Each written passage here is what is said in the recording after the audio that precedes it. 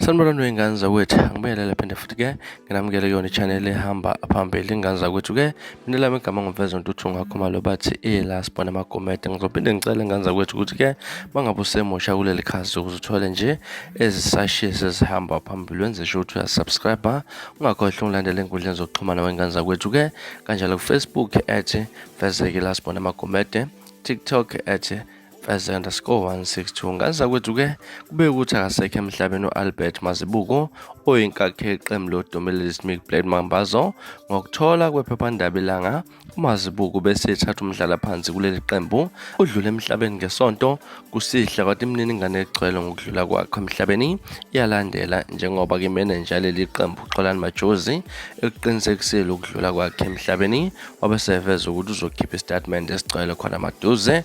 Ngane zakwethu zinjalo izindaba ezihamba phambili, okuyindaba ezingekho zinhle laphana, indaba ezibuhlungu kakhulu laphana zokuthinta ukudlula emhlabeni kwensizwa ebekade ibambe iqhaza elikhulu, ubaba Albert Mazibuko eqenjini Smith Black Mambazo. Ngane zakwethu-ke awudlule ngawamazwi yokududuza kuyona comment section.